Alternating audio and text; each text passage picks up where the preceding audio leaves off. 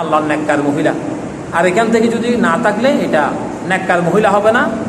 অবশ্যই স্বামী অসন্তুষ্ট থাকলে নবীজি বললেন, কোনো স্বামী যদি বলে আমার স্ত্রী আমার উপরে অসন্তুষ্ট, আমি তার উপর সন্তুষ্ট নয়, নবীজি বললেন এই মহিলা আল্লাহ জাহান্নামে যাবে।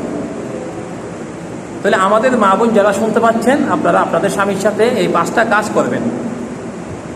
এখন আপনারা যারা আছেন, পুরুষ যারা আছেন, তারাও মহিলাদের সাথে ভালো ব্যবহার করবেন। কিন্তু শুধু মহিলাদের উপর আপনারা এটা চাইছেন, কিন্তু আপনারা যে কর্কট ভাষায় কথাবার্তা বলবেন এটা না।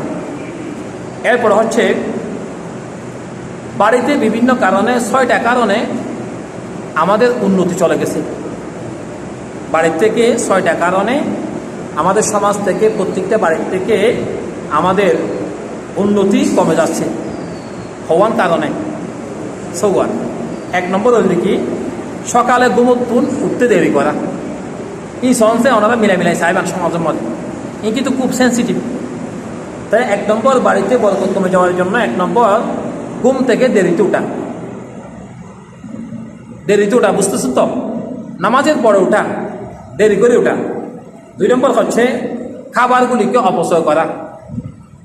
আমাদের সমাজে খাবার অপচয় হচ্ছে বিভিন্ন জায়গায়। তারপর হচ্ছে বেপরোয়া চলাফেরা করা। মেয়ে আসে, মা বোন আসে, তাদেরকে পর্দাহীনভাবে বেপরোয়া চলাফেরা করাচ্ছে। 4 নম্বর সবসময় ঝগড়াঝাটি করা বাড়িতে, এবং সবসময় রাগান্বিত থাকা। মানুষের সাথে হোক আর ফ্যামিলিতে হোক, সবসময় রাগান্বিত থাকা, ঝগড়াঝাটি করা। 5 নম্বর হচ্ছে নামাজ বা ইসলামী অনুসরণ অভাব।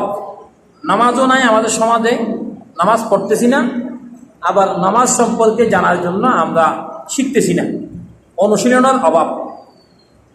তারপরে হচ্ছে 6 নম্বর পরের নিন্দা করা। কি করা?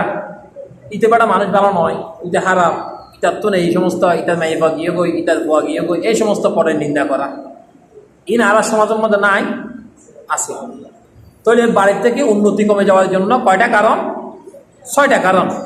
আর একজন স্ত্রীর কাছ থেকে একটা স্বামী 5টা হক পাবে। কয়টা পাবে? বাড়িতে উন্নতি না হওয়ার জন্য 6টা কারণ। মনে থাকবে তো? ওনারা মনে রাখিলে রাখো, না রাখিলে না রাখো। হইজন আছে, হই দিয়ে মনে রাখলে, মনে রাখিলে ভালো হবে। এরপর হচ্ছে